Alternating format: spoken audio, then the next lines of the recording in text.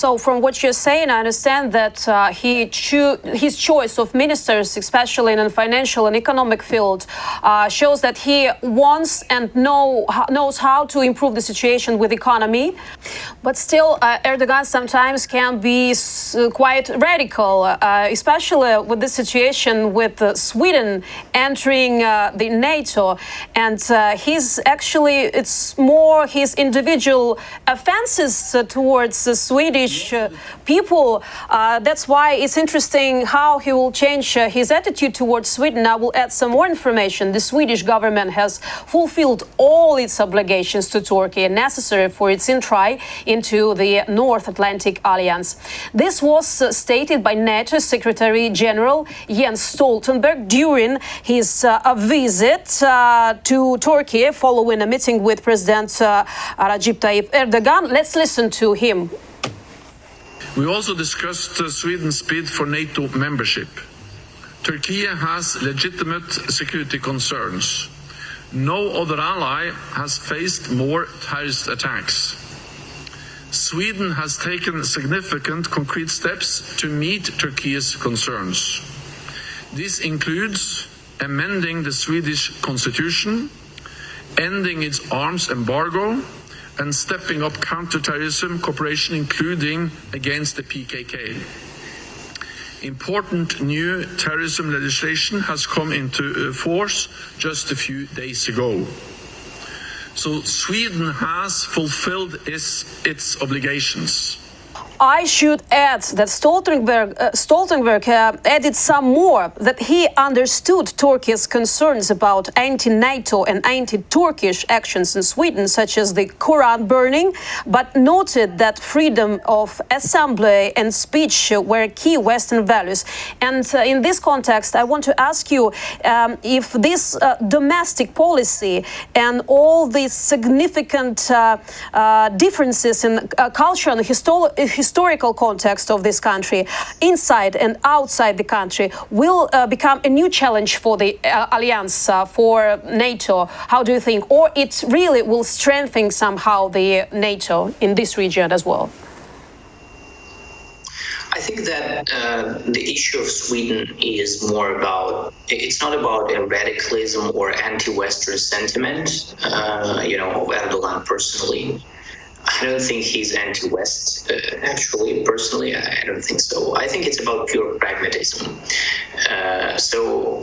Because again, this, from Turkey's point of view, Sweden's ascension into NATO, as well as Finland's earlier this year, is a unique chance for Turkey to squeeze out certain political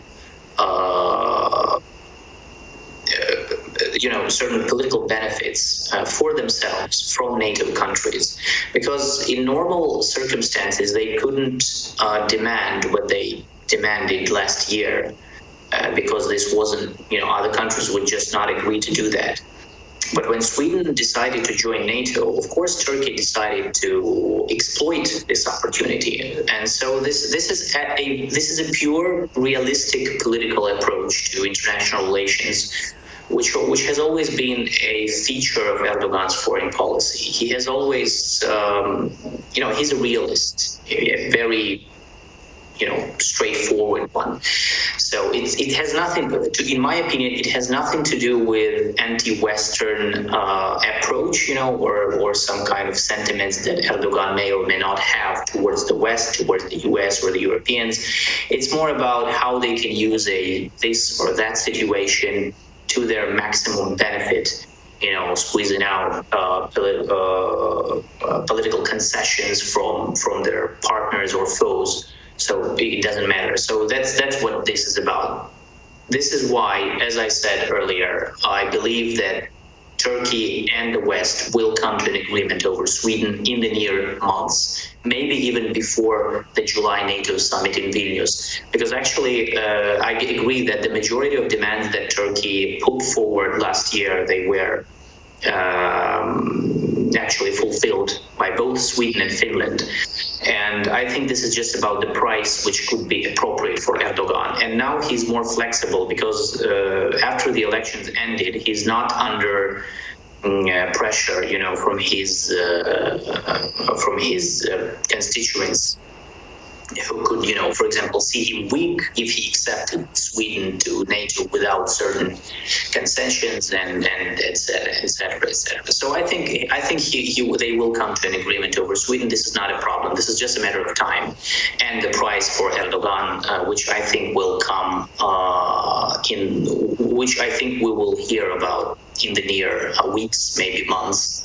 As I said, I think the part of this agreement would be about the F-16s military jets from the U.S.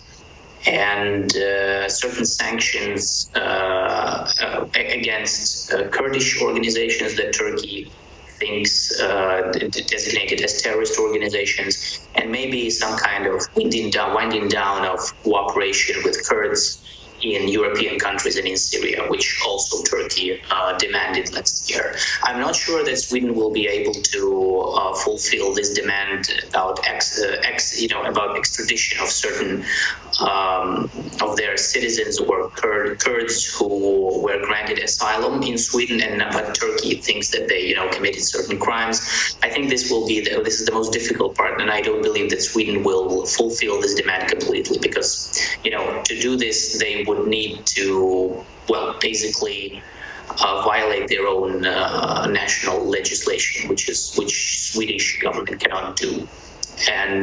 But otherwise, I think that everything is in place, and NATO and Turkey will eventually end and close this story, maybe even before July.